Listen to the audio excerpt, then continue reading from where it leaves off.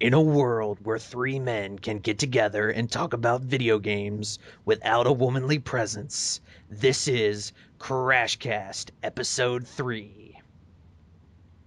Hello, everyone. Shadylikeatree here, and I have Callum and Vince here in the call. We're doing CrashCast Episode 3. You will notice before we get started that Crystal is not here. She has some personal matters in her real life to take care of, and she has taken a leave of absence from the Crash Test games and the cast until things get sorted out at home. But in the meantime, things move forward, things move on because we got the choo-choo train rolling in. So first up, we have Callum. And Hey guys, Callum, what have you been playing this week?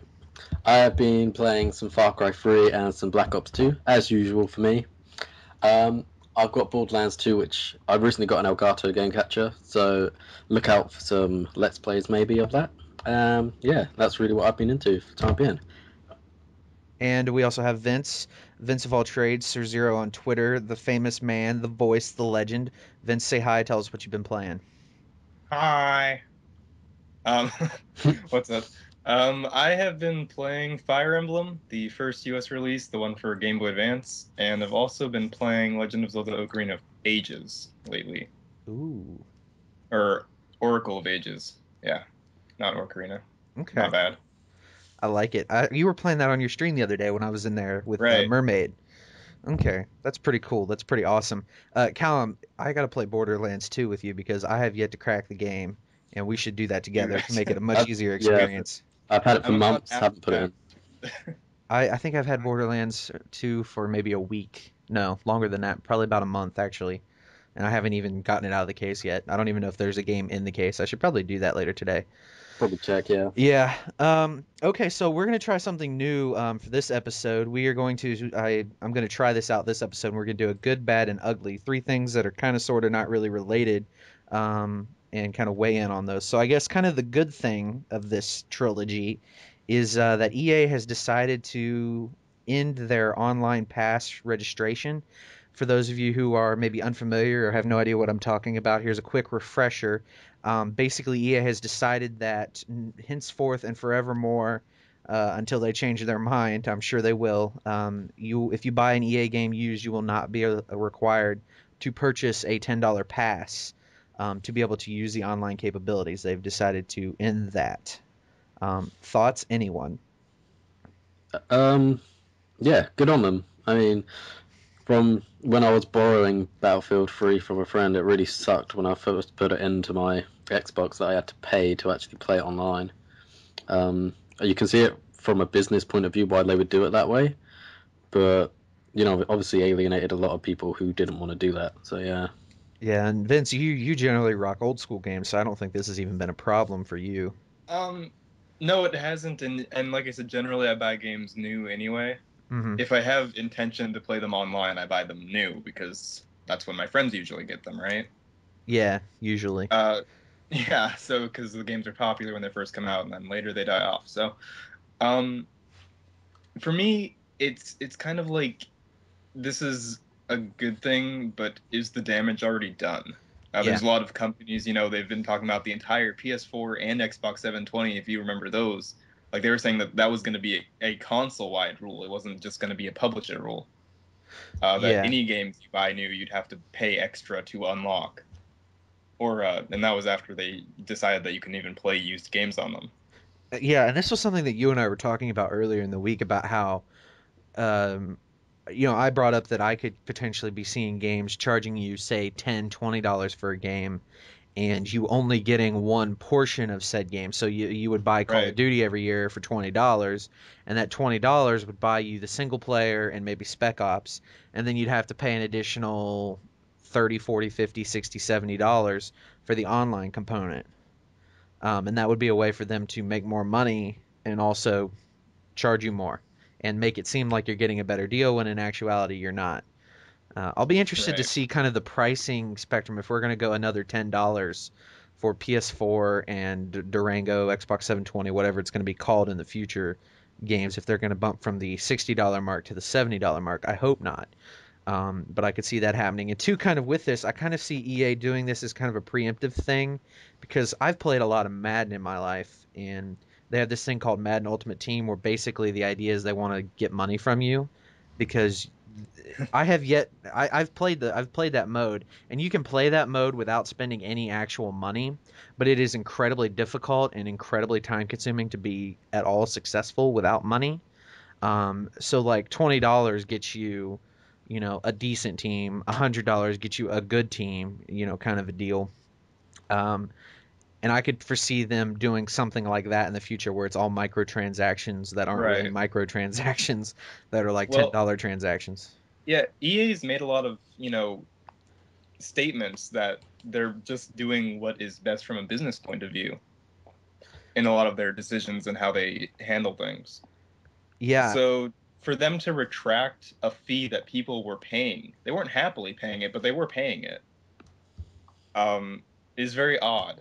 And, you can be really optimistic about it and say that all the negative comments that were made about it actually got to them. They got like voted a worst game or worst company of the year or whatever it was hmm for 2 years in a row for over that. I will Yeah. say this: EA apparently, from what I was reading about the article about the next topic, the kind of bad topic that we're going to get into, EA apparently is struggling mightily, and I That's think very surprising. I think I well think, I think that their practices are, I mean, they're still a big publisher, but they're not performing as well as they ought to, I guess, is yeah, how it's worded or phrased.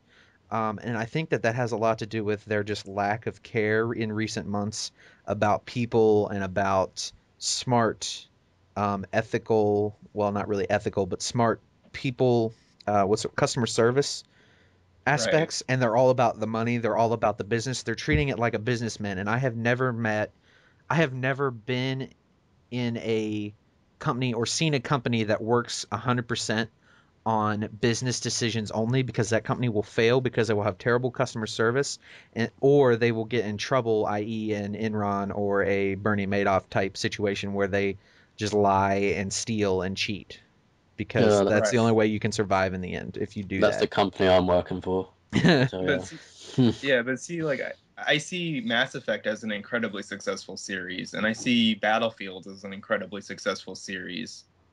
Yeah, but And so it's really surprising to me that they're struggling at all. If anything, I think it'd be that they're putting a lot of money into like the Madden series and the sports games, and that people aren't really buying them anymore. right. Well, But that's that's that's just part of it. Part of it is that there's the online pass has kind of killed, people playing Madden, and a lot of it is just Madden's been the same. I mean, I still have, I think 2011, and I haven't seen right, anything that's been like, oh, you really need to get Madden this year for several years. I didn't buy 12, I didn't buy 13. Um, right. And I think it's the same way. Like one of my friends was really big into the games, and I used to buy him the new one every year. right. And like I think I stopped in like 2010. I was like, "Yo, you want me to pick up the new one for you for your birthday?" And he was like, "Why? They haven't had anything." Yeah. Like it's So, just the same game. yeah, I mean, I think that's part of it. I think too, they have too much overhead. They fired their CEO. So things have just not been going well for them. But I guess moving along, unless anyone else has anything to say, the bad of the No. good, bad, ugly is that EA has decided not to make games for the Wii U. So maybe this is where all their money was being funded into, was to try to downgrade things for the Wii U and the Wii, and um, that's where their money went. I don't have a Wii U, so for me, this is kind of like reading about some person who no longer, or lost their job that I don't know, kind of a feeling. But like, for me, I don't even think of the Wii and the Wii U as actual systems, because they're so far behind what a PlayStation and an Xbox can do from an entertainment standpoint as a whole. Different strokes. Yeah, I mean, obviously, I mean, if you're say under 13 and don't play shooters, or you're over 50 and do exercise games, I think it's fine. I think it's probably epic for you. um, it's the easiest way to just put it into something is the Wii is like the board game of the console lineup. It's the Monopoly, the Scrabble. Whereas the consoles offer so much more than that as entertainment systems. The Wii just To me, it Yeah, seems like the kind of thing you'd sit around with a family and play with one yeah, afternoon for a that's couple that's hours. what I was getting at. Yeah, you're right. Yeah, that's a more articulate way to say what I was trying to say.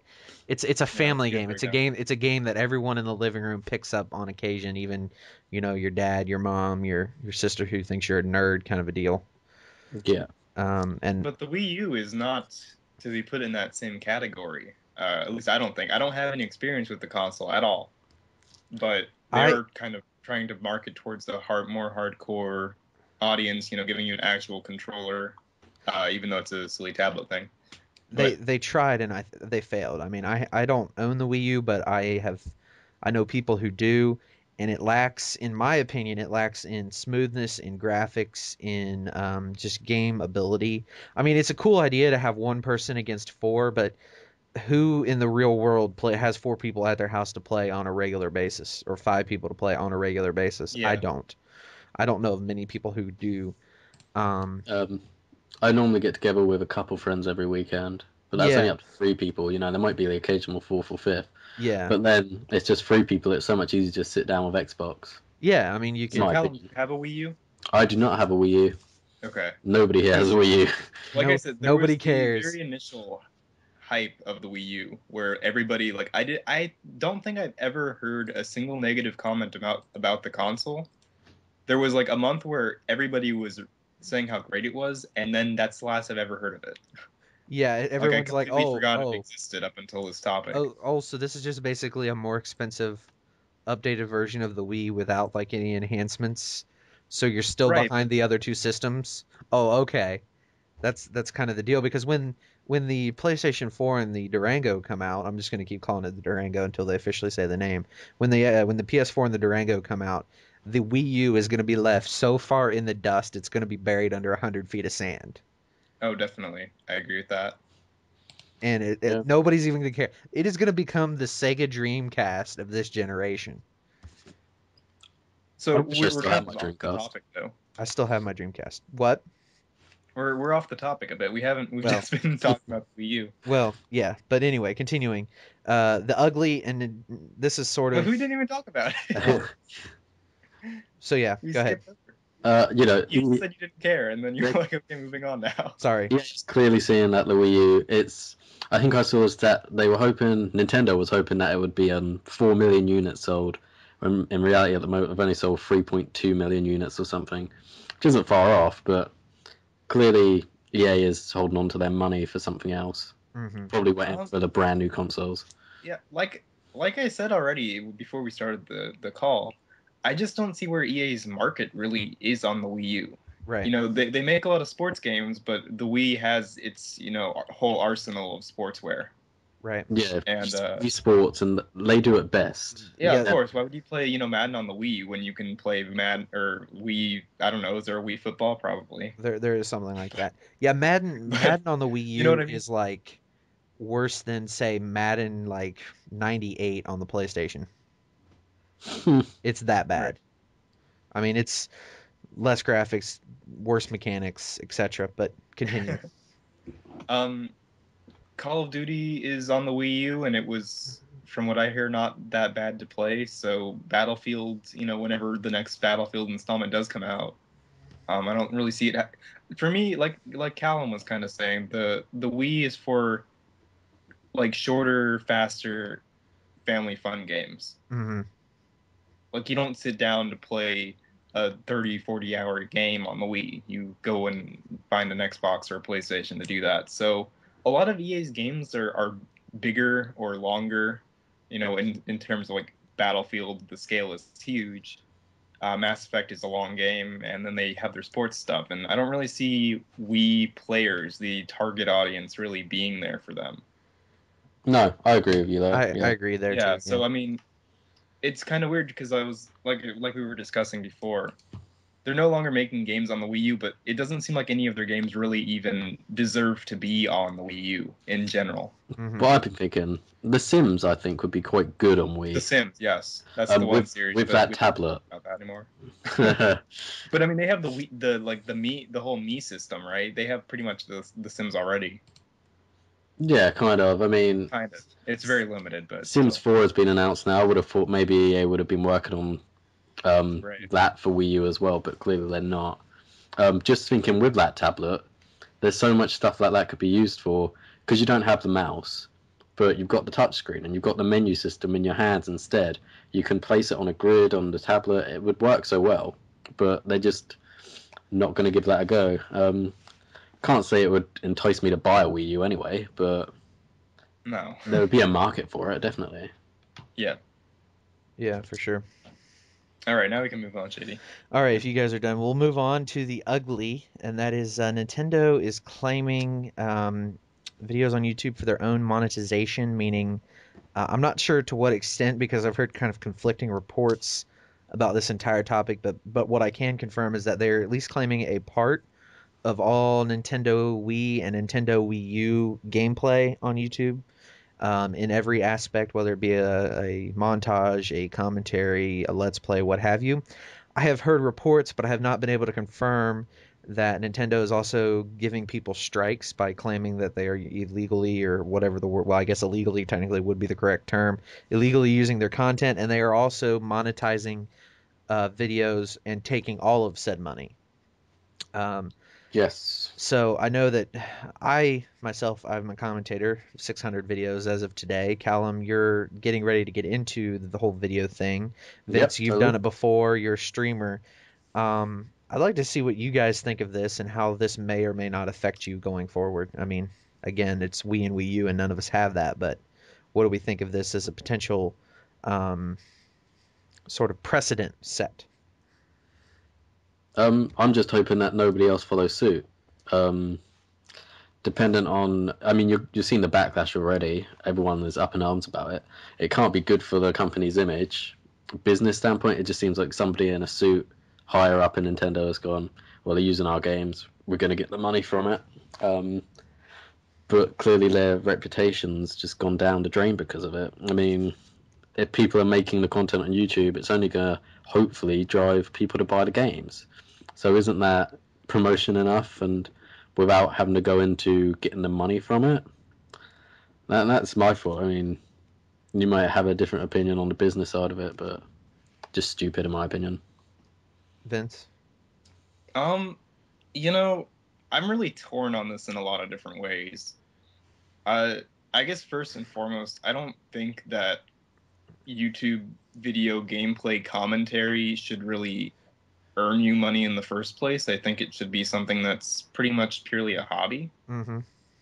I understand why people make money off of it, but basically, I don't think people should have ever gotten paid for doing this, and so it doesn't really surprise me that the companies are stepping in and saying we want the money back, because you don't really, it says in YouTube's terms when you sign up to be a partner that you're not allowed to post like gameplay content because you don't own it, Right. right? Yep. Because I remember I signed up for AdSense one time way back in the day without a partnership or anything, and they rejected me real hard because they were like, no, you're posting gameplay content, that's stupid. um so yeah, I mean, in general, I don't think that it should have ever been something that people got paid for in the first place. But because they have, you can't really say, well, it shouldn't have happened at all. So it's already happened. So what are we Mm-hmm. going to do about it? Yeah, I don't think it's a good move on Nintendo. I don't think it's a good look. I think it's very odd, especially for them to be claiming money on like the videos that don't aren't very popular. I guess I'll say I don't really go looking for Wii videos or Wii U videos very much.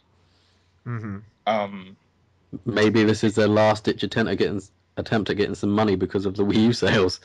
right. Nintendo has not been in a good position financially for quite a while. Uh, So maybe this is just their last ditch effort to try to scramble together some money. Maybe they don't even want people like, maybe they just want the internet to forget about the Wii and the Wii U. Yeah, Maybe. Because I mean, perhaps. they could, and I don't know the legal aspects of this, so maybe I'm wrong, but in theory, they do own all of the Legend of Zelda series. They could just retract all of that and get all of the money from the present onward. And there are tons and tons and tons of streams in LP for over the entire Legend of Zelda series. Mm-hmm. So if they were doing it to be, just douchebags who wanted money, then it seems like this is a really odd move. Oh, right? yeah, I definitely agree that it's an odd move. I think Yeah. it's a wrong move for a number of reasons. And I was actually talking to Doc McFleur um, over about this. Those of you that know Doc, he was one of the first people who started commentating about the time that I started. One of the first people I met. Yeah, you guys need to get him on the We podcast. will. We're in talks. He may be coming back. I know, I saw that. So we're I'm in. sure this is something that Doc and I bitterly disagree on because we Um, tend to bitterly disagree on a lot of things. you do better, but he basically says they should own everything. Let me see Okay. if I can Okay. find the conversation that we No, had I on get Twitter. that. No, we actually agree on that. Um, I kind of argued with him about this. Let me pull up the tweets. Let's see here. Trying to find it. Trying to. It might have been on. No, it was on YouTube. I'm sorry. I'm dumb. Um, anyway, basically, my argument is that I think that if you add something to a video, then you should be entitled to a portion of that video. For example, say that I make a montage. It's an awesome montage. I don't make very good montages, but hey, let's just call a spade a spade. They're always awesome, Shady. Let's just call a spade and just say let's just argue that I make the greatest montage. Let's say my montage gets, I don't know, 3 million views in a week. Never happened, but let's just say it does. Um, and then Treyarch Activision says, "Oh, wait a minute, you're using our content. We want all your money now." And they monetize it, whether or not I've had it monetized. I don't monetize my videos very often.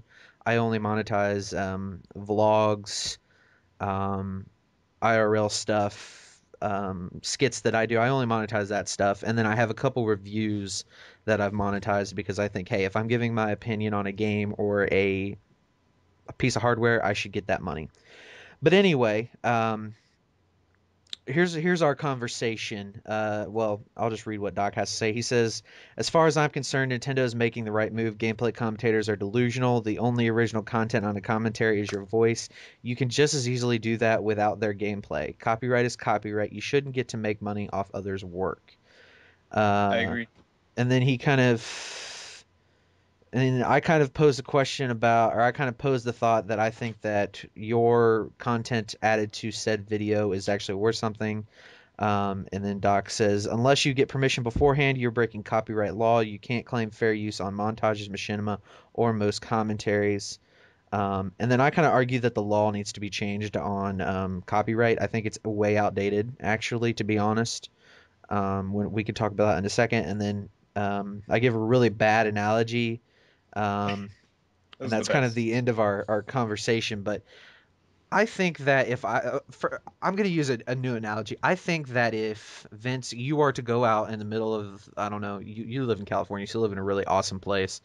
If you were to go out and find a beautiful hilltop with some trees and some grass and some colors and some awesomeness on all of that, and then I was to see said image on your, let's just say you put it on Twitter and be like, I took this awesome picture today. If I were to take that picture and make it completely unrecognizable by blurring it and changing the color spectrum and making it, manipulating it a bunch of different ways, it's still technically your image, but it's my creativity. And I think that at the very least, we should equally share in that worth, that financial worth, As if there as ever far was Right. any. as I'm But concerned, you paid for the game. You paid your yes. dues on it. They made it so that you would buy it, and you bought it. You paid the money for it. What you choose to do with it after that, technically, should I think the call dropped. you're right. I mean, it's not like you're putting this video, Oh no, the Callum game cut up for out. download. Uh-huh. You know, people are. It has to have a certain kind of interaction for the game to work anyway. If you're adding that interaction, then yeah, part of it is you. As much as your commentary is in the video, which is something that you've added, your gameplay is in there as well, the way you play the game. So, we could say 50-50 split. It works either way, but I agree with you on that, but the problem is that people seem to think that, well, first off, I don't know what your laws are over in English land, but here in America, if you buy a game, movie, DVD, what have you, you technically don't own the information. You own the physical case, the physical disc, and the physical anything else that comes with it. You don't actually own the information on the disc. You essentially pay a one-time renter's fee for the information on the disc, which is what I read in the in like the at the beginning of every DVD they have the FBI anti-piracy warning and Yeah, I'm all of that. So fairly sure it's the same over here. yeah, I read through all of that. I'm sure it's probably very similar, if not the exact Right. same thing.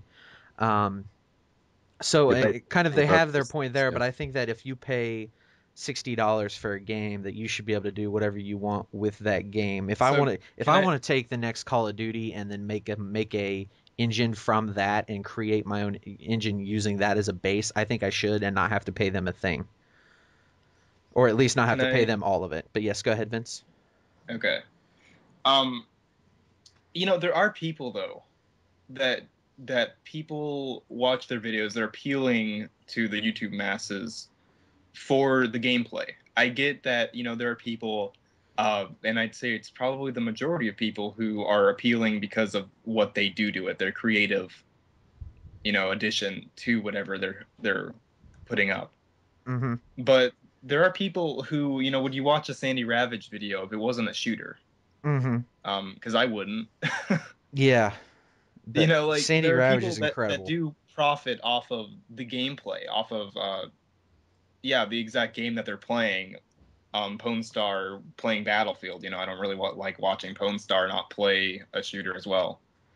Yeah, And actually, he put up a very detailed video of his opinions on this. I And don't think I basically, watched that. I haven't been watching him of the late, but yeah. end point of it was he thought it would be absolutely devastating for the entire YouTube commentary, gameplay commentary, uh, the entire community if every single developer did this. So if you could no longer make money, if every single developer, publisher, whatever, claimed their monetization on their games, he thought that the entire YouTube gameplay commentary community would die. I think he's right. I mean, And see, I mean, I don't think so because I would still upload because I upload for fun. And right, I make. I mean, I'm getting my first check in like 2 months, and it'll be like $10. And I probably won't get another check for like 3 years. Um, but I think that what will happen is a lot of the big namers, the White Boys, the Woodies, the T Martins, etc., will leave. They will quit doing it because they'll need to get a right, real job exactly. and they won't care. And kind of down goes the big names. The community is like, well, there's no gameplay to watch on YouTube anymore. But see, I don't the foresee the 13 to 16-year-olds being like, well, since they're quitting uploads, let's see who else is uploading gameplay and finding me or finding people like me that I'm sure there are thousands of upon thousands of out there that don't have the viewership of a White Boy, a Woody, a T Martin, um, who would probably still continue to upload because they do it for fun anyway in their spare time. Not to say that if money weren't a part of it, that White Boy Woody wouldn't upload the occasional video. They might for fun, but I don't foresee them doing 4 or 5 a day like they do now. but see, how did you let me backtrack this? Okay. How did you get introduced to gameplay commentaries? Hutch. What was your introduction? Hutch. Back in like Hutch? late But I 2008, mean, how did you 2009, I even think. get to Hutch? I don't even Like with some remember honestly. I just remember stumbling yeah. upon his commentary he did with his mom. That might not have been my first video. That would have been probably a dozen or so videos down the line. But I started following him not very much before then. And through Hutch, I met C Nanners. Through C Nanners, I met Woody. They did somehow I got into Woody, and then through Woody I met I heard of a bunch of other people, and then Yeah. kind of Machinima hit the fan.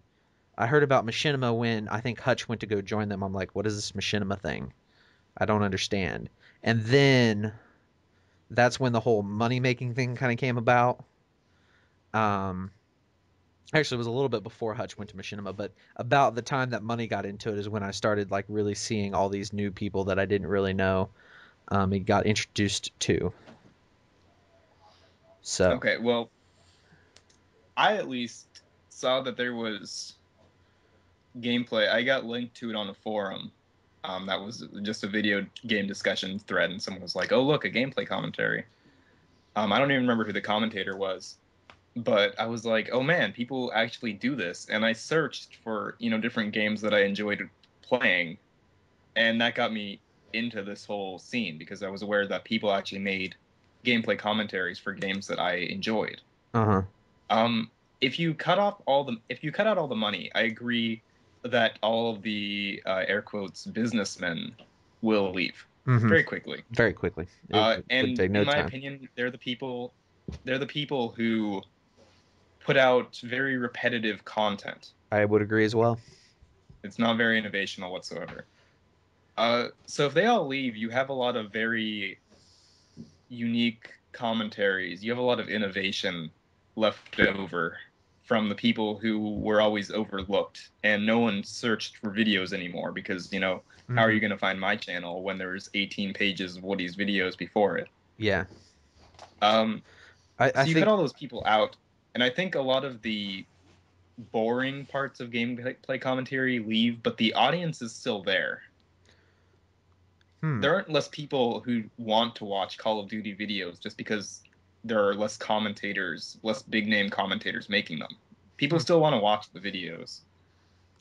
But I understand that, but my, I guess, concern or thought is that, well, are they going to want to watch as much? Are they going to even Right. try? Because I mean, I know people who are like, I know people who have watched several people, as I've said, down goes Frazier. There have been several big time commentators that, because of the recent changes, have either quit uploading completely or dialed it back to only when they can because they have to work another big boy job or big girl job to support themselves. I know of a few Right. people who have recently had to do that. Um, I just don't see there being a redistribution of views on YouTube. I just think that people are going to be like, oh, well, Woody's done uploading. I have no reason to watch other things, so I'll just watch what else is in my sub box. And then once nothing's in their sub box, are they going to really? Then they're gone They're forever. they're going to outgrow YouTube and they're going to be gone Yeah. forever. I think. I don't see there being a. I don't see Woody's subs being like, oh, Woody's not uploading any more videos. Let's find more videos. I think they're just like, oh, well, let's go watch whomever else I'm sub to, and then when that person quits or Right. stops or slows down, they're just not going to spend as much time on YouTube. I generally don't think people are actively looking for more people to follow. They're following people based on who you game with now. So like, for instance, I'll use it for instance. The last time I was in Spoon Stream when Gassy and Renee were there and we were playing Modern Warfare 2, I picked up like 80 subscribers in like a 12-hour period. Yeah. I don't think that. Well, I mean, I don't even get one subscriber a day whenever I don't play with someone who's got 1,000 plus. Right. Well, people follow people just because that person is popular. Right, right. Like you're like, oh, this guy has 1 million subs. Yep, I'll sub up. Yeah, I mean, I don't, but I know plenty of people that do. Yeah. Right. I actually go through and I'm like, have I watched this person's video in a while? Let's look at That's the. why Wings Let's has look. any subs. I find myself watching them people even less now, though. The people with more than 1 million subs. Once, like FPS Russia, I used to watch him quite a bit. I know he's not gaming commentaries, but he started off doing that. But Yeah, I don't think since he's his uploaded a videos, video in a while. no, that whole shooting thing that happened with his manager or something kind of slowed him down, understandably. But now I go on his channel and it seems like he's only uploading 2 minute videos.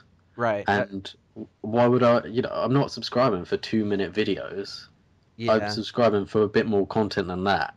Same with CNANers for a while. It seemed like, I mean, here you go, 3 minute 11. You've got, from a business point of view, yeah, upload shorter videos, maybe more of them, more money, because people are watch more.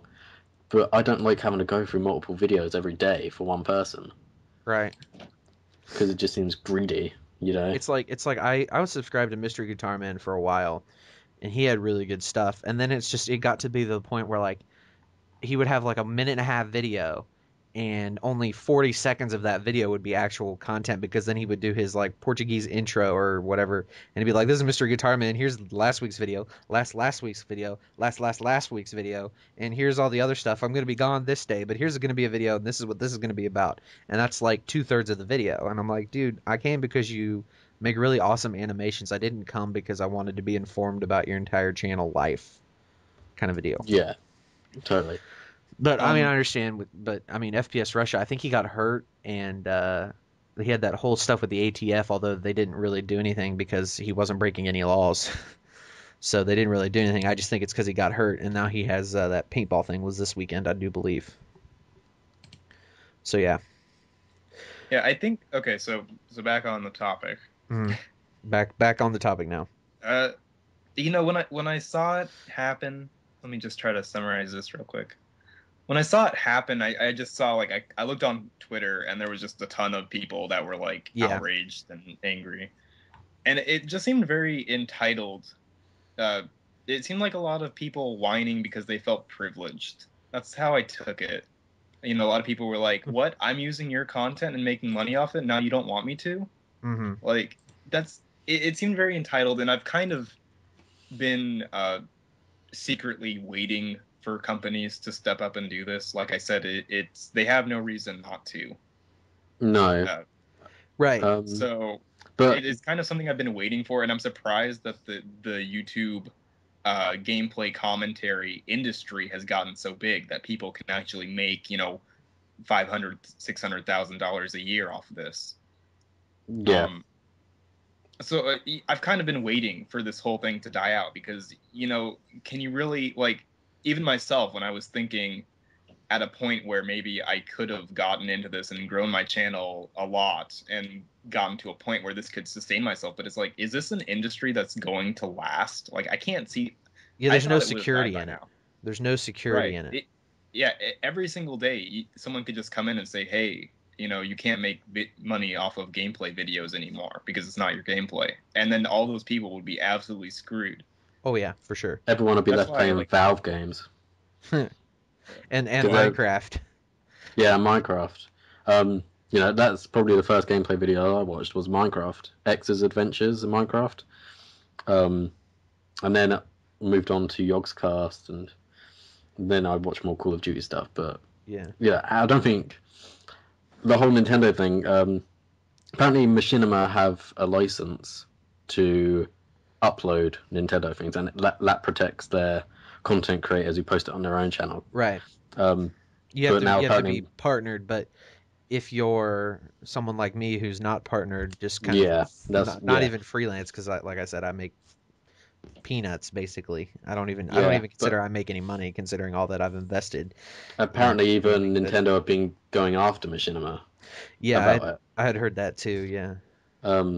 So you know, if that was okay for them before, and now Nintendo suddenly changed their mind, you know, I see the point about it is they made the game, they put the effort in, but make this decision earlier, give people some warning.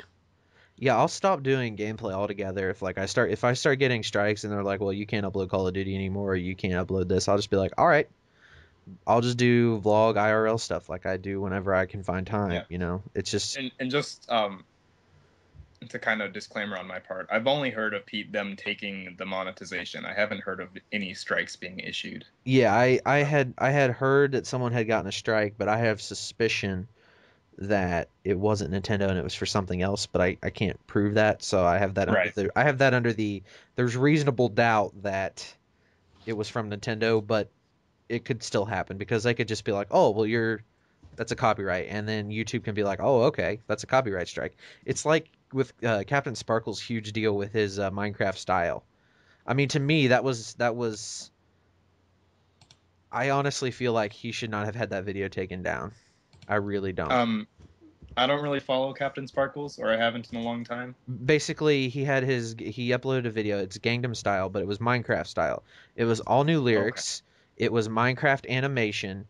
It was right, and he's done that quite a few music videos like that. Well, he's had problems with it before, but it's gotten resolved when they've been like, oh, okay, this guy's kind of a big deal. We're we're gonna do a contract with him. Well, Sony striked the video like 3 or 4 times, and he brought it back up 3 or 4 times, and I think it's right now it's down for good. So there's no Minecraft style, legit Minecraft style on YouTube.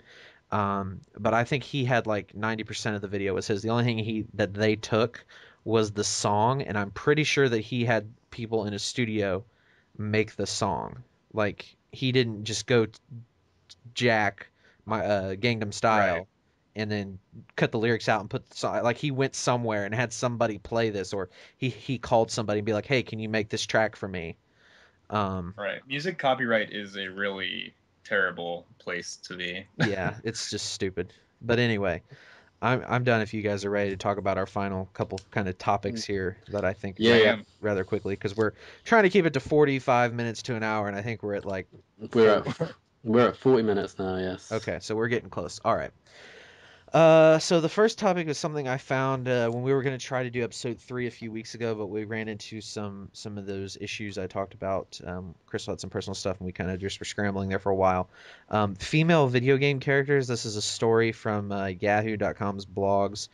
Basically, it talks about how they're no longer just eye candy, and they actually have some depth to them. And two of the main characters they were talking about was Lara Croft and Tomb Raider, the most recent Tomb Raider, and then Elizabeth from Bioshock Infinite. Now, I can only speak about the Tomb Raider game because I have yet to play Bioshock because I have that stuff still sitting on my shelf as I rub my brow in frustration. um, but did you both of you guys have a chance to kind of read the article? I read the article. Yeah. Okay, Vince, did you get a chance to see that? Did I send that to you? I don't remember. Maybe he's reading it Sorry, I now. had to go throw my cat in the bathroom. Oh, okay. Uh, Um, did you get a no, I chance to didn't read get the around article? to reading it. Okay. Well, Callum, I'll let you kind of go, and then I'll kind of talk about it, and Vince, you can kind of chime in Um. when you see. Okay. Well, for me, it's something that needs to be addressed, and yeah, Bioshock. Obviously, with it, they put that character in there, and as the article was saying, she was more of an ally. She was never a burden. Mhm. Um, Part of me thinks it's something they're thinking about too much. Let it happen naturally. If a character needs to be a damsel in distress, that'll be a damsel in distress. Um, and then we saw that thing a couple months back or something where somebody hacked. Was it Zelda, Legend of Zelda, so that you would play as Zelda, Ah, rescuing Link instead. yeah, and then there's a Um, guy who did Donkey or did was it Mario? I think the other way yeah, I around. think So so. where Yeah, you played as Princess Peach and rescued Mario, which is kind of a cool thought. yeah. It's once you get into it, it's just give people the option. In some cases, like with games like the Elder Scrolls games and World of Warcraft and role-playing games where you can choose to play as a female.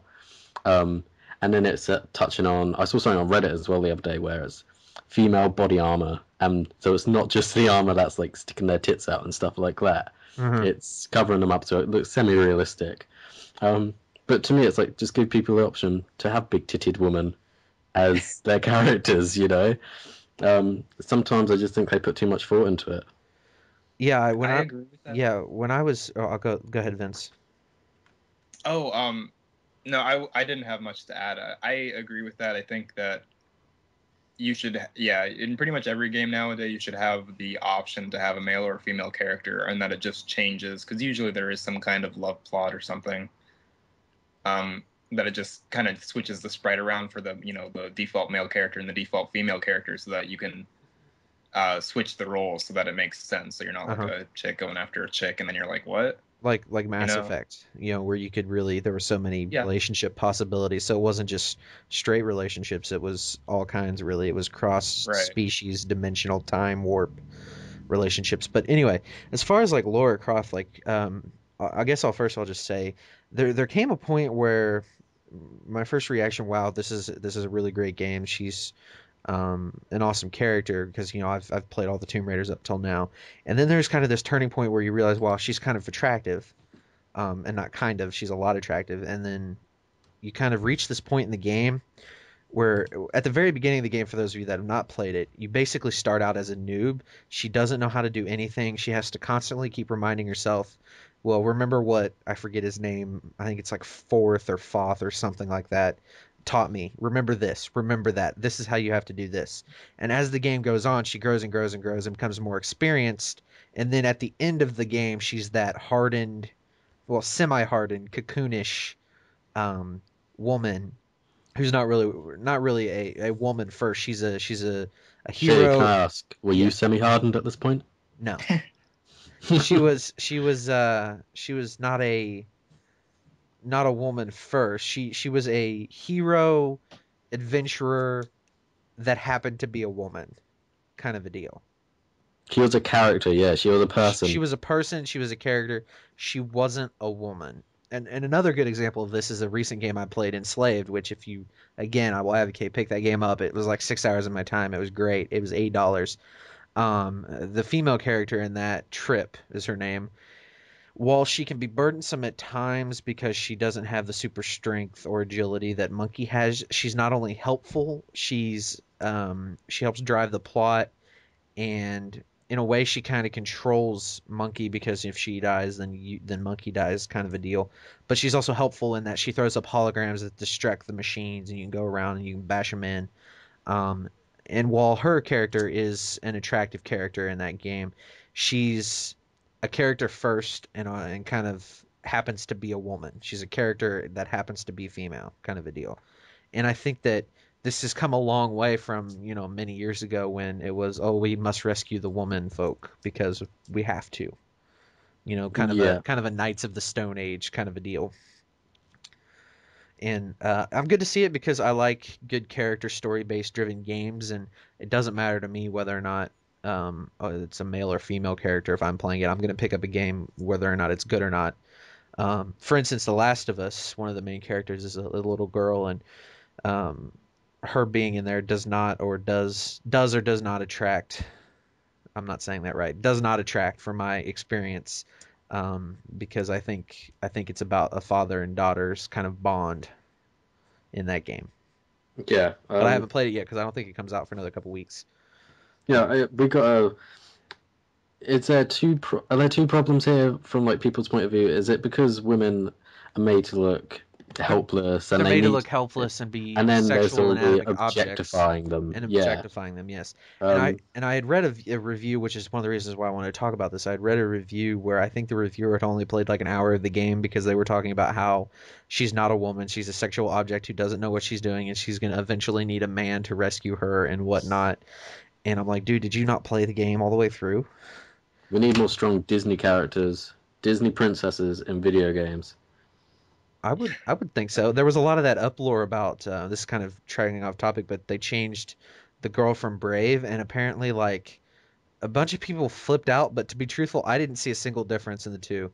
I thought one was a little bit darker, as if she'd like aged a little bit, maybe aged a couple years, but I didn't see like her going from being unattractive to really attractive, or fat to skinny, or less fat to more skinny. I didn't see any of that. They looked exactly the same, except for her hair was a little bit different and she looked a little bit taller. I mean, that was really Okay. it. But You know, I've been sitting here and I'm trying to think of a game where I really felt like a female character was not a character. It was just kind of like eye candy in the corner. oh, I can think of Dead or Alive. Dead or Alive. Yeah. Dead or Alive. Um, Well, because I'm thinking like I played a lot of the Devil May Cry series, and the women in Devil May Cry are very powerful. You don't want to mess. yeah. And the women in Metal Gear Solid are very powerful, and you don't want to mess with them either. Yeah, I was Um, thinking Final Fantasy. There's a lot of female characters who Final make up. Fantasy, the females tend to be weaker in the whole fighting game industry, and like Yeah. every single fighting game. Females tend to do less damage, have less health, Yeah, and it's not and just that, it's that they're made out to be like these super, like, and if you take for instance Tekken, all the women in right, there Tekken is the all the women are eye candy basically. I mean, they're I don't know yes. the stats on Tekken whether or not they're less powerful or whatnot, but they are They are. definitely All the made. female characters have less health, and they also have like weirder hitboxes. Like different combos don't work on females, and it doesn't matter what the size or the build of the female is. Just because they're female characters, they have different hit Is there properties. something to be said that most of these games are probably made from Japanese developers? Right, and that's kind of That where I might be part of was it. Yeah. going with this. Is that I watch anime and like, yeah, Japanese anime, dude. Like, there's no real women in anime. They are eye candy or they're helpless. One of the two, probably both. Sums up best. Have either of you seen Chobits? No, I can't say. No, I can't say that I have. Okay, well, they're these personal robots, are these like attractive young ladies, and the button to turn them on is in their hoo-ha, and like that just sums it up really. That's Yeah, that's weird. anime, you know. Yeah. But I found Elizabeth in BioShock Infinite because yeah, they used that as an example, and I found her to be a very odd character. She was very annoying in the game, I thought. Not in the cutscenes, but in the actual combat, because she's always interrupting everything. She's like always talking. Um, she was a very weird character because for a girl who's been locked up in a very small room her entire life, when you let her out, she suddenly knows what to do all the time and interacts normally with everything. Do you think they made her too strong? Like Right. her will, basically. And I guess it was good that the game didn't feel like a giant escort mission, but there was also no incentive to ever protect her.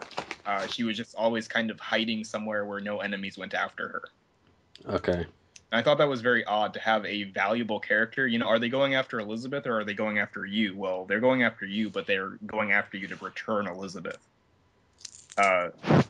So it's odd that they literally pay her no attention at all as far as the NPCs go, as far as the enemies go. Okay. Okay.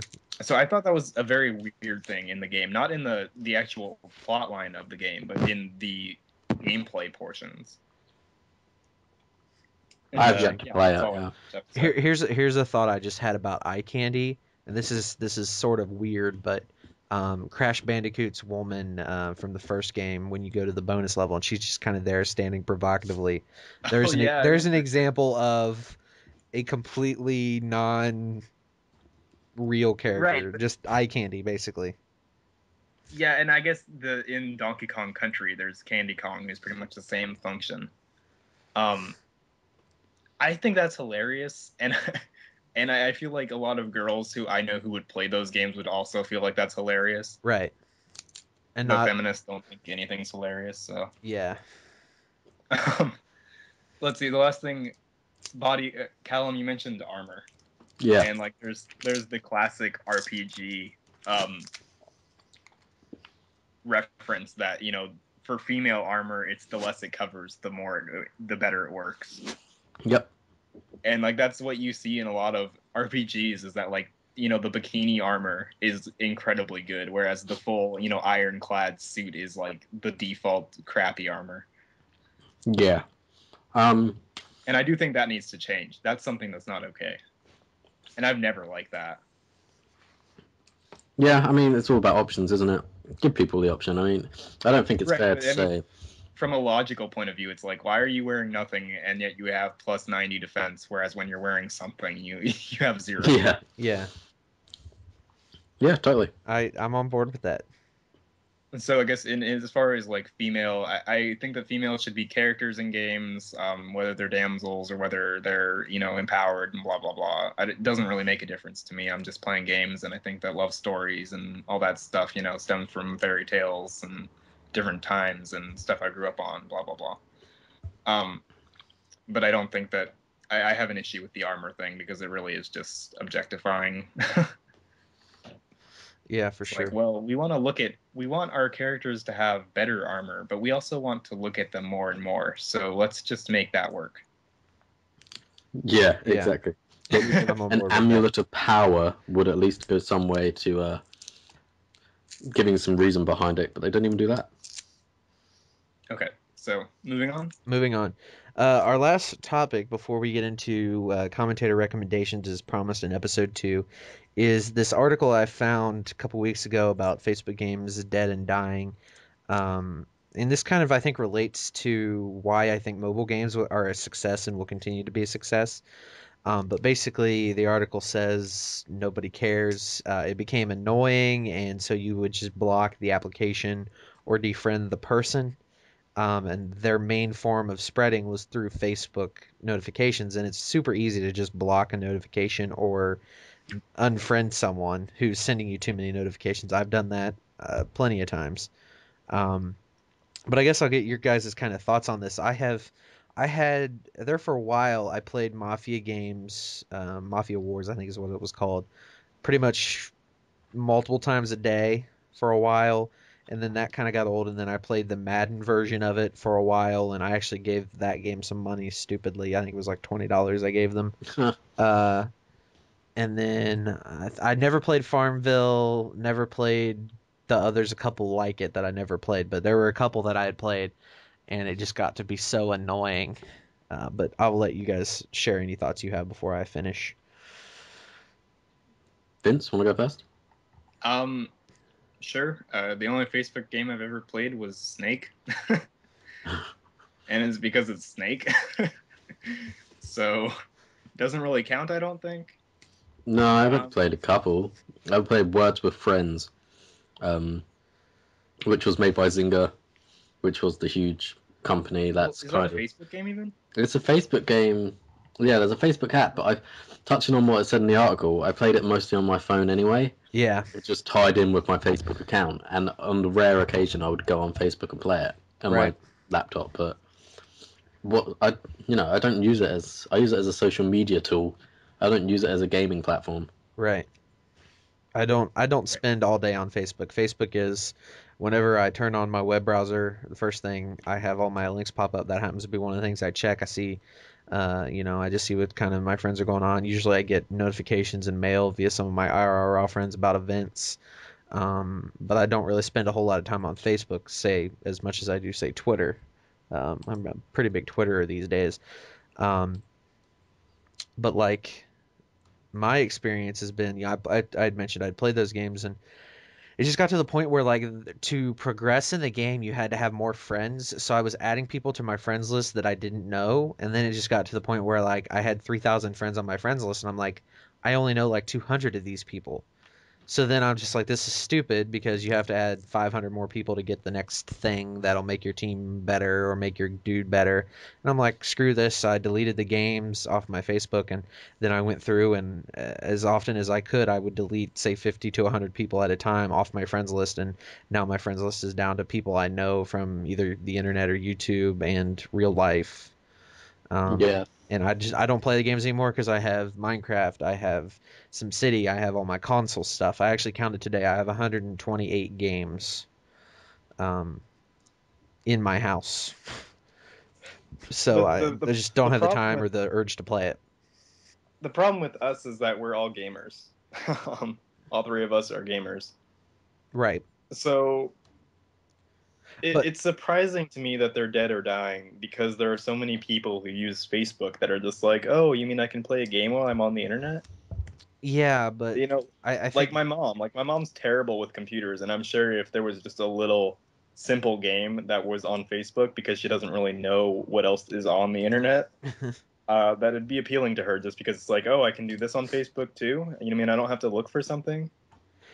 yeah, but part of the thing is that they're not as popular anymore because people are just it used to be it was, oh well, I was doing this on Farmville, but you can't do that anymore because you're kind of A, ridiculed, and B, it's just frowned upon socially, I would say, um, for lack of a better term. And I think that it's not real life, and you're just and it's not even. I mean, it's like Minecraft. Minecraft is a game, yes, but in Minecraft you have to do this, this, this, and this in order to do something. And I think that that's something that doesn't bode well for those simple games. And I think that's why they're going down, is because people are just not caring anymore. They're losing So interest. I didn't see this article either. Did this article say that it was just getting like pretty much drowned by the mobile gaming industry? Let me see what it says. said to an extent, yeah. Yeah, And I can Zing, see that. yeah. Basically, a I lot of just the companies backing games on there are just removing services and not supporting the games and whatnot. yeah. because Um, it's just not I guess they just can't make their money fast enough. yeah, like you said, I go on Facebook to check what's on Facebook, not to play games. Right. Uh, it's kind of odd to me because I think like about the past week, maybe it was a little more than that. Twitch actually partnered up with some no one's ever heard of it internet game company, and you can actually play games while you're watching streams on Twitch now. Really? Yeah, and it was a really odd decision because it's a very Facebook-esque RPG type game. Like raise a dragon, you have to, buy an egg for $5 and then you have to pay $10 to hatch it. And it's like, Hmm. what? Um they're very Facebook-like games. And it's really odd for me that it's on Twitch because it's like, well, why would I watch someone play a game and then Right. play this little crappy game in the corner and not just go play games myself? Like, Right. I find that what I do when I'm on Twitch is I will listen to someone who's maybe playing Minecraft or what have you, and I'm not generally interested in their Minecraft, and I'll pull the chat up on one side, lock it to the left side of my screen, and I'll play, say, Minecraft on the right side of the screen. So that way, whenever something in the chat that's interesting is said, I can type in the chat and then go back to Minecraft. Or if I'm like modding, because I'm a mod in like 2 dozen streams, it seems like I can just right. ban that person, time out that person, respond to said person, and then move right back to Minecraft and kind of play Minecraft with an eye on the chat. I generally don't watch the video. I just listen to said streamer talk, Except for basically. my stream, right? Well, yeah, I mean, I'm there when I'm in your stream. I'm generally only there for a little bit, mostly because you stream Sorry, there's like a helicopter flying over my house right now, and I don't know why. when I don't know when if you you guys can hear stream. It's that. generally at a time of the day when I can't sit down and just kind of be in your stream. But when I was in there the other day, I was in there watching you stream, and I was just amazed because it was Zelda, and I'm like, is this real life, or is this just a Hmm. fantasy? Kind of a deal. See, and that's the point of my stream, by the way, is that I like getting people that just are like, wait, there's actually someone streaming this? Why? Yeah, I don't. You were playing Zelda, the Zelda that you had mentioned that you'd been playing, and I was talking to you and Mermaid, and we're just kind of sitting there, just hanging out for a minute. But yeah, for the most part, if I go to say, you have Spoons playing Minecraft, I'll just kind of Right. play And Minecraft along that's with what it. I've been doing a lot lately as well, is just popping out the chat, popping out the video, and then playing Minecraft in some free space on my desktop. Yeah.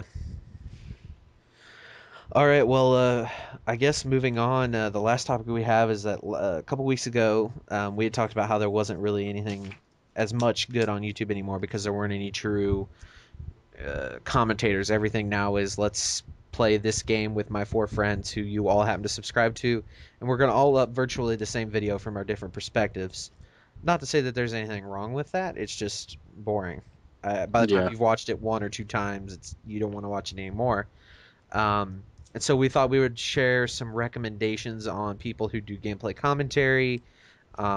Maybe they do interesting let's plays or other interesting content. And do you want to go first, Callum? Vince, did you have anything you've looked at that you wanted to add? But anyway, Callum, why don't you give a Okay. recommendation and then I'll give one, and Vince, if you have any, you can chime in. Okay. I So, do. on the Call of Duty front, because I know a lot of people that watch Call of Duty commentators, I recommend iTemp or Rich, or his actual YouTube name is SilenceXBL. He uploads all kinds of COD commentaries. He's basically just a beast player, kind of akin to Sandy Ravage. Um, he doesn't just have the heavy music though. He does actual commentaries where he's talking about the gameplay, Mm-hmm. stuff like that. He's currently doing a Road to Commander with Ali. Um, Metroix, I think his YouTube name is. He's quite popular. I think he's got over 1 million subs or something on YouTube. But yeah, iTemp recently hit 100k subs, That's so I awesome. recommend him. He's like all diamond guns. He's just an absolute beast at the game. He's from Englandshire as well. Um, yeah, and he's a great commentator, easy to listen to. Um, a lot of from watching him, I think I've got better with my own gameplay. Yeah. Um, so yeah, highly recommend him. Okay. All the links will be in the description for all the videos, or all the channels and all the people that we mentioned. So I guess my first person that I'm going to mention is Operator Perry. Um, he does some live free for all occasionally. Doesn't upload a lot, but whenever he does, I always find myself entertained. He's a good gameplay commentator. He's pretty good at the game. Does a lot of free for all stuff, and also something I like about Perry is that he's a filmmaker. So he'll upload some shots that he's taken whenever he'll go to a place. He'll upload a video of just some cool shots with a cool soundtrack, some cool music, and he'll upload that. And then he'll upload, like, whenever he does a video or a movie or a short film, he'll upload that, and those are always really good. He's got some really really good ones on his channel. So Operator Perry is um, my sort of big recommendation. Awesome. This is my turn. Yes, if you'd like to go for it. All right. So, I don't really watch a whole lot of videos on YouTube anymore, but I do occasionally watch some. So, my recommendation is a guy named Arant Signal. His YouTube account is Campster, and he does very critical gameplay reviews. They're few and far between. He's done one for BioShock Infinite, Tomb Raider. It's basically just a very detailed analysis of the game and the moral themes, and it's pretty much they're pretty much negative reviews. He doesn't really do positive stuff. It's too critical to be optimistic. But it definitely points out some things that you don't really notice a whole lot of in games when you play them, and that could be a good thing or that could be a bad thing. It'll either make it a better experience or just completely ruin it for you. So yeah, that's my recommendation. Okay, Callum.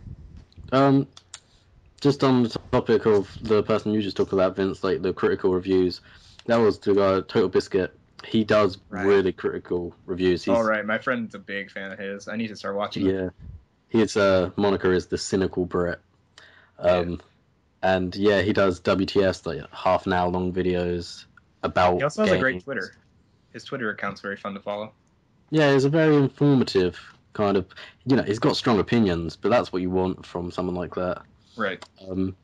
Yeah, so I would say check him out. And he also does a lot of coverage of gaming conventions when he goes there. He's got a good video up about the Nvidia Shield up at the moment, and he's also a very big person in the StarCraft community at tournaments and such. So if you're into that, he's a great guy to watch. Shady? I'm gonna suggest Optic Midnight. I love Midnight. She is fantastic and awesome. She uploads occasional free foray. She does a Q&A Tuesday, I think it is. I get, I think, 3 to 5 videos a week from her. She's just a really interesting person. Talks about life and everything that's got on it. So I am overly excited when I see one of her videos in my sub box because I know it's always going to be good. And I don't have to worry about, like, oh my god, is this a stupid video about something stupid? Because she's always opinionated, and she has, she has good quality content, and she's a pretty good gamer. I mean, she is a member of Optic, so, and she doesn't always snipe. She sometimes uses she uses the MP7 a lot, I think, and I could be getting that wrong, but she's really really fun just to watch and listen to, and I watch her videos every week. So Vince or Callum? All right, I got another one. Okay. Maximilian Dude, aka Miles923. He is mostly he does fighting game stuff. He does the online warrior, the offline warrior. It's a really good channel to come by because he covers almost every new fighting game that comes out, and it's just he does low level, high level stuff. So if you're new to fighting games and you want to learn, you can pick up some beginner tips from him. You can pick up some expert tips from him. He also plays Call of Duty, and he plays it at a very high level. It's actually really surprising how high of a level he plays at. He doesn't like anything below like 60 to 3. He considers a bad game if his kill death ratio is below like a 20. And he puts up a lot of gameplay. So. Wow. Okay. And he looks like Nick Cage. Yes, he looks like Nicolas Cage. On to you, Callum. I'm gonna say Hat Films. They are, we were talking about community-based people like Diction and Chill Chaos, they play the same game and then they upload the same video to all their channels. But this is just, they have one YouTube channel, it's 3 guys, and they play Worms, Trials Evolution, Minecraft, and they're friends, so it's got a great dynamic and they're very fun to watch. And because it's all on one channel, you don't have to go between and you're not worrying about, oh, am I watching the same video from this person? So yeah, they're great people as well. All right. Well, I'm gonna recommend as well Big Jiggly Panda. Panda is awesome. He's from Florida, transplant from Ohio, my home state. I know him through Renee. He's hilarious. He actually just uploaded a video about Call of Duty Ghost. That's getting a lot of hate on it because he says first I got my early copy of Call of Duty Ghost parody in the title, and let me tell you, he had a Modern Warfare 2 game that he recorded, and he basically replaced Modern Warfare 3 in the video with ghosts in the same sort of title, and it was hilarious. So if you haven't seen that video, go watch it. Go watch his channel. But he uploads a bunch of different stuff. He has his Corpse Launcher series. He does a Two Bears One Movie review with Diction. They talk about different movies. He does IRL skits that are hilarious. And then of course, his Corpse Launcher montages make me giggle like a schoolgirl. But yeah, just Panda's awesome. Love it. Okay, I Callum. think I Awesome. have one more Okay, Vince. I can squeeze out. This isn't really a commentary channel. It's a podcast. It's called Useless Podcasts. It's the two of the developers for Ratchet and Clank. It's a developer commentary, actually. They just talk about their experiences making the Ratchet and Clank games. One of them went on to work for Blizzard, and the other one went on to work for something else big. But it's a lot of very awesome insight into how games work from a programming level, and what developers go after and how the standards have changed over the years and things like that. Okay, cool. Cool, yeah. I'm trying to think of somebody else. I have one while you think. Zbot, Lindsay. She's a former machinima worker, and she got laid off a while back. She's recently moved. I think she now lives in Arizona. I could be wrong, but she does these Zbot Says What weekly videos. She's not of late because she's been moving and whatnot, but they're hilarious. She is the most random like squirrel person ever. She's got a Feed the Beast series she's been doing. She has a Tomb Raider Let's Play. I don't watch that because I played the game, but she's got a lot of interesting content. She's a fun, awesome person, and I'm never not entertained by her. And that might be all the ones I have at the moment. Because we did set the requirement that we wouldn't choose anybody super huge. So, I mean, Yeah. I would obviously recommend Sandy Ravage and Right. The Hutch. And generic people. I would say generic, that's kind of a bland word. The bigger names, if you will. But we kind of set a limit, and so those were sort of the people that just kind of came to mind. Midnight is kind of big, but I feel like, Jam, Total Biscuit's quite big. but I kind of feel like you kind of have to mention them. I kind of feel like Hutch and St. Anners aren't really needed. No, exactly. I mean, I just looked at Total Biscuit, over 1 million subs. Whoops. Yeah, Yeah, Max has a couple 100,000, I think. yeah, Oh well. Yeah, All right, yeah, but Callum, do you have one more? I got one more. If you're interested in indie games, alphas, betas, Minecraft mods, then I recommend Gamer's Descent or Italics. He posts videos quite frequently of indie games. He gets in touch with developers who send him the games to play. He does like 20-minute videos on them, first impressions. Yeah, he's great, really. I think he's fantastic.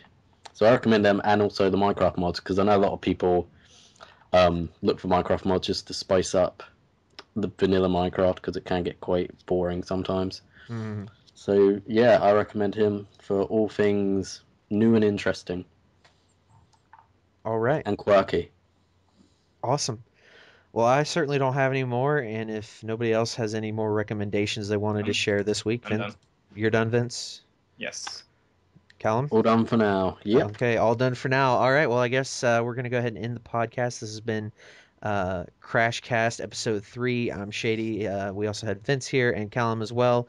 Hope you guys check out episode 4, which should be coming in the next few weeks. I'm not going to commit to a date just because we're people and my birthday is tomorrow. So, Oh yeah. wow! Happy birthday for tomorrow. Well, thank you. I'm very excited. I've already gotten a stack of birthday cards that I have yet to open. So, uh, I'm positively excited for when I will open those tomorrow morning. But anyway, thank you guys for that. And again, I guess this has been episode 3 of the CrashCast, and you guys have a good one and take care. Dun dun dun dun dun dun.